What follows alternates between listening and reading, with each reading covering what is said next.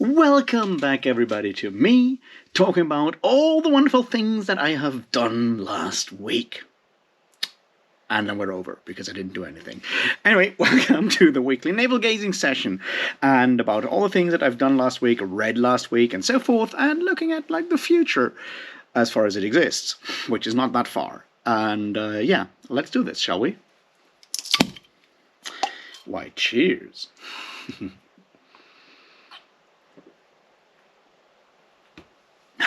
All right.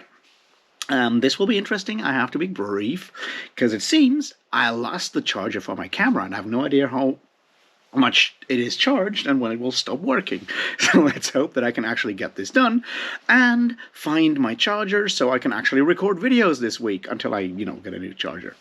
And that's certainly something of a challenge because my room is very much a wasteland, a post-apocalyptic wasteland, complete with anti-Semitic Mel Gibson running around somewhere shooting people in the desert. I guess.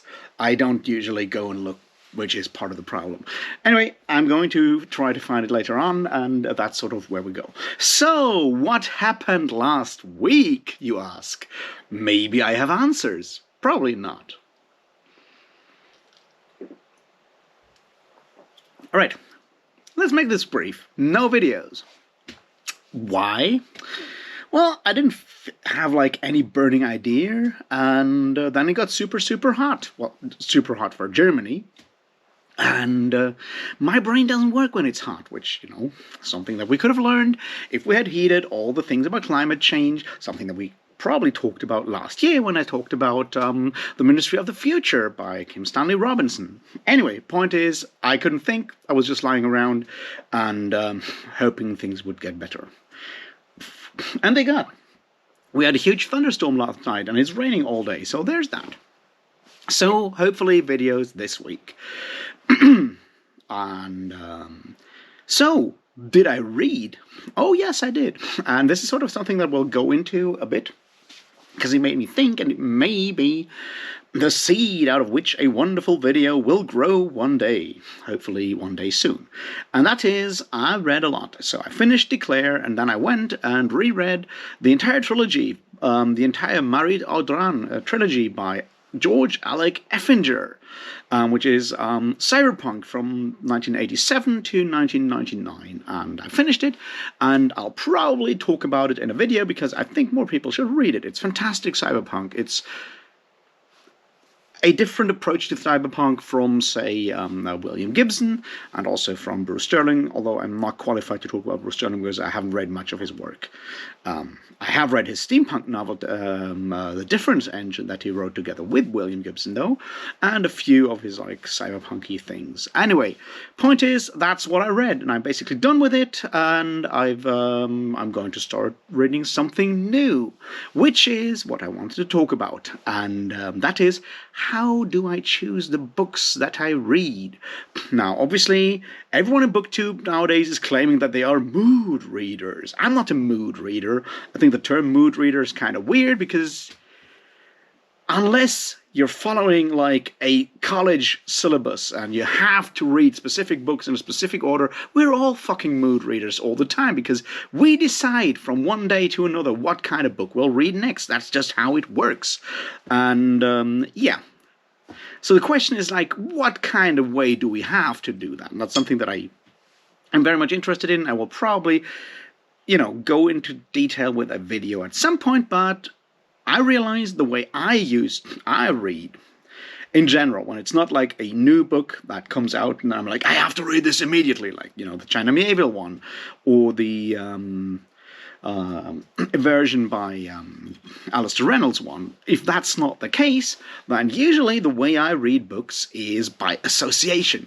What do I mean by this? So let's look at what I've done this year so far. So that is, I started reading Wheel of Time, which I wanted to do for a long time, and I was like, yeah, let's fucking do it, and I did. And at some point during that, long reading and discussing stuff, I'm being angry, and talk to Wheel of Time fans, and them telling me that I get everything wrong, and, the usual stuff, I said that I complained about the Orientalism in Wheel of Time, and I was like, there's no Orientalism in Wheel of Time, there's no Orient in Wheel of Time, well, I'm I'm talking about the Shanshan. They're full of fucking Orientalist cliches. And someone's like, yeah, but they coming from the West. That can't be Orientalism. I'm like, oh boy, we need to talk about Orientalism. So I went and reread Orientalism by Said, which I hadn't read for a long time. I read parts of it in university at some point. So I reread that and I made a video about it. And I'm like, once I had read Orientalism, it obviously mentions people like T.E. Lawrence, and it mentions people like Gertrude Bell and St. John Philby and other, those figures that those figures of Orientalist, imperialist Englishness, basically.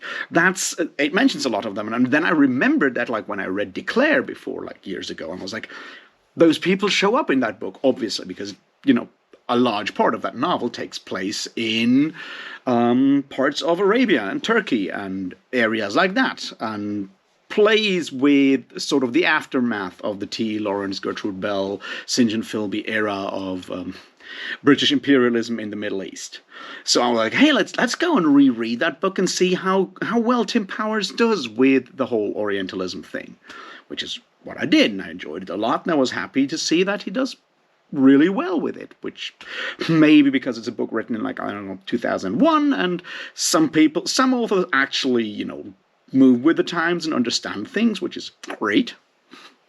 And that's how I came to Declare. And when I finished Declare, I'm like, you know what? I remember this other more like sci-fi novel that I read like years ago that was taking place in somewhere in Arabia. It's not quite clear where. That was When Gravity Fails by George Alec Effinger, which is the first book of that trilogy. The second one is A Fire in the Sun, and the third one is The Exile Kiss. And I'm like, let's go and reread those and see how well they did, because, different, place and whatnot. So I went back and I reread them, and I love them. They're really good. I think they're a fantastic piece of cyberpunk literature, and as I said, I'll probably make a video on the whole trilogy. And I looked at how it does with portraying Islam and Arabian culture and Middle Eastern culture in a lot of cases. I'm like, that's fun. But another big aspect of what the trilogy does, and I'm saying this right now, as I said, I'll probably do a video on it if I find my charger, is that it talks about transgender, which is fairly interesting for a sci-fi book written by a then 40-something-year-old married cis man to have a ton of trans women and trans men as characters in his book, just as regular characters. It's not like it normalizes it a lot, which in 1987 does not happen that much, even in sci-fi literature. So it was like, wow, that's really cool. I remembered that from back when. I'm like, which certainly when I read it, I was not very interested in trans issues or in, Orientalism either. But, I change over time, and I find it really helpful to revisit books and look at these things again. So I'm like, wow, this is really cool. And then my thinking yesterday was like, you know what? What you should really read next, or reread, actually, because I read it before, because apparently I don't read new books, is to go back and reread Left Hand of Darkness by Ursula Le Guin, because it deals with the gender issues in a very fascinating and interesting way. And is super old. I mean, it's from 1969. It's, not super old, but you know what I mean. It's over 50 years old at this point. And I'm like, and that got me thinking. It's like how I choose books, and that's you can build this chain of association from Wheel of Time, being annoyed about people not understanding Orientalism, reading Orientalism, going back to reading books about that take place in what you might call the Orient, right?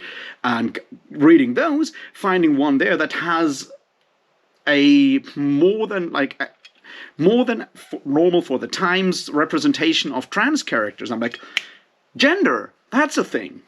And now my interest has switched from Orientalism, for now I guess, to gender issues. So I'm going to I remember this book. I should probably go back and reread that, because I'm pretty sure I understand it in a way more nuanced way now that if I'm rereading it now than from back in the day when I read it for the first time. I hope. We will see. and that's how I build my non-existent TBR, is I look at themes that interest me, because I'm certainly someone who looks at themes and treatment of specific themes and stereotypes and whatnot when I'm reading. And that's how I do that. Now, I sometimes go and browse, I don't know, Audible or some other place, and I'm like, oh, look, one of my favorite authors has a new book coming out. Bam, I'm going to read this right now because I'm hyped. But beyond that specific, like, interruption, my reading choices, I think, can always be seen as this chain of interlinked themes that I'm interested in at the time and that I'm willing to talk. Did I recently, I don't know, for whatever reasons, or watch a lot of older like Contrapoints videos? Yes, I did, because YouTube thought I should. And does that kind of influence my, oh, let's look at transgender issues and trans issues in sci-fi? Probably yes. And I think it's important to understand that, for me at least, how me moving from book to book is very much influenced by things that happen in the world around me that I then think about, whether I, spend like active thinking power on it and, sit down and consciously think about it, or it's a subconscious thing because I have just recently read a newspaper article on something connected to it or whatever. And I'm like, and it kind of rings into that. And I'm like, oh yeah, it echoes something. And then I just go like, yeah, let's go down that path. And I have no idea if I'll, continue down that like gender path beyond going to reread Left Hand of Darkness, and I'm not even sure if I will talk about Left Hand of Darkness, because it's certainly certainly a book that I don't feel like most qualified to talk about. It's the same thing with those trans representation in the Married Audran trilogy. I will probably mention it, but I feel like, yeah, I'm not the guy who should talk about that. I would very much love to have a trans woman or trans man or a trans person talk with me about that. But no one reads those books. It's so hard to find anyone who has read those books. It's very, how could I ever, So anyway, if you know someone, if you're more versed in trans issues than I am, which is worst at all, let me know. I'd be very happy to talk with you about this book, because I think it's remarkable to have that kind of theme in a book that is now also like 35 years old. So I just figured it would be interesting to tell you how I choose books and how I basically, I think of my reading, my TBR is not a TBR, it's like this huge map of books, like probably three-dimensional, but maybe two-dimensional map of books that I'm aware of, books that I can be aware of through searching or whatever. And they're basically sorted by theme or topic. And my reading interest, my TBR, is basically this billiard ball that is bouncing from one place to another by, pushed by outside influences that just come up and was like, oh, this theme, and move along like that. I think that's probably the best way to describe how I choose what books to read. And I thought it might be interesting to tell you that, because maybe it'll help you understand where I'm going with books. Unless there's like specific outside demands of like, I have to read this right now because it just released, or for whatever reason I agreed to do a buddy read or something, which, obviously counts for like stuff I'm reading, but doesn't count into like my reader's journey in that regard, if that makes any sense. So yeah, I guess that brings us to what will I be reading next, and that is apparently Left Hand of Darkness. I'll obviously also read The White Rose, because I just reread The White Rose yet again, because I just reread Shadows Linger, which is fantastic. And I mean, we already spoke about like how all of you should go and read The Black Company, because it's so great. But yeah, so I'll do that on the side, but it's my 5th time reading it. I guess it'll not take up too much mental space. So I'll probably just like sit down and binge read it in one day and make notes or whatever. We will see. So that's sort of where I'm at reading wise. What will I read beyond Left Hand of Darkness? Frankly, I don't know. It also depends on whether I, have new Audible credits to spend or whatever. I still want to read the Demon Prince, but I'll wait until the final one is out because they're really short, and I don't want to, read 4 out of those 5 books and then have to wait like a month for the fifth and then forget everything. That's not my way of doing things. I have to basically binge things, or I will completely forget what happened before because my mind is wandering a lot. not wandering, not even hiking. My mind is more like running a marathon all over the place. It's ultra marathoning, I guess.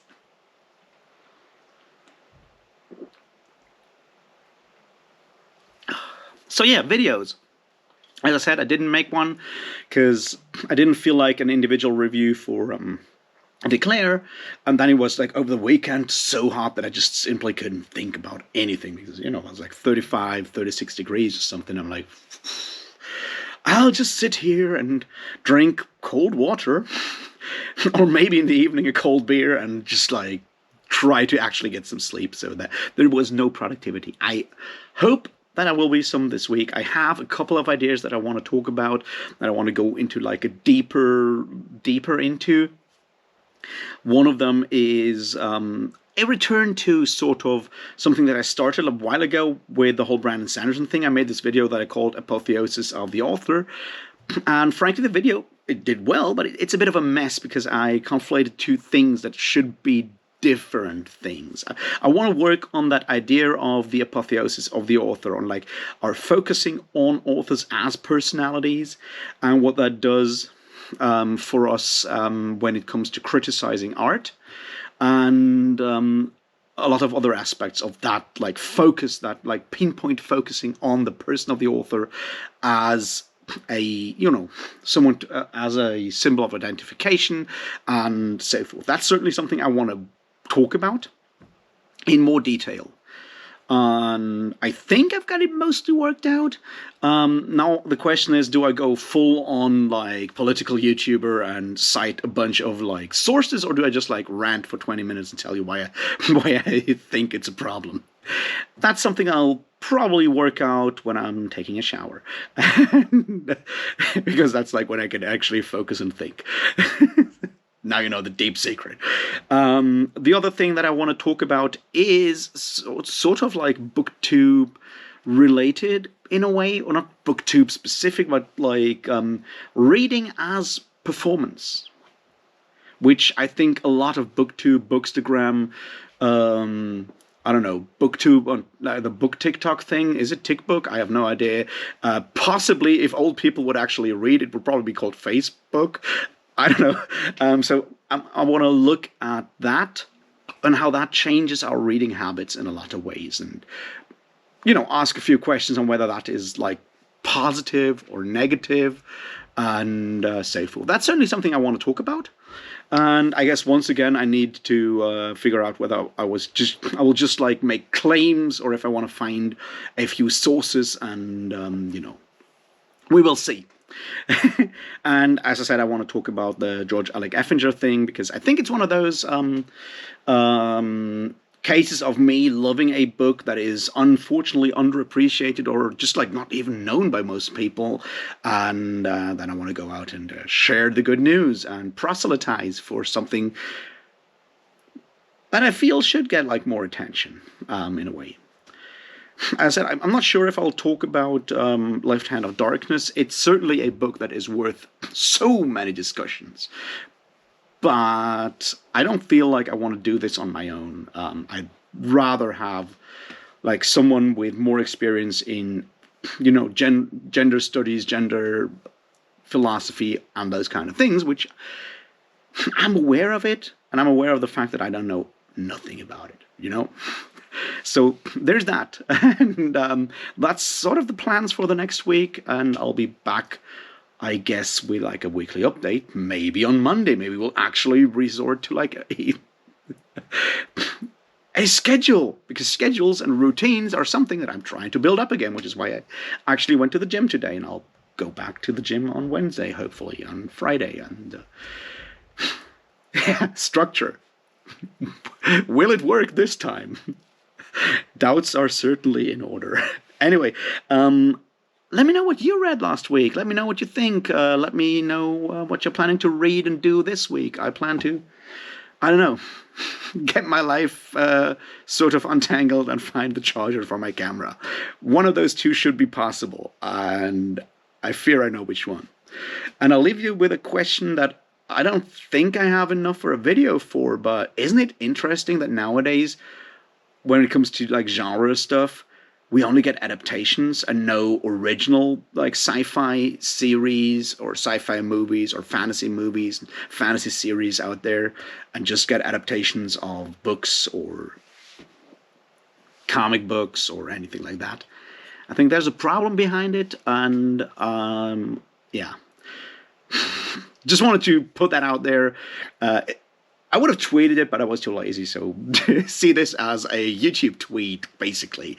Yeah, have a great week. I'll talk to you soon, and yeah, see ya. Cheers.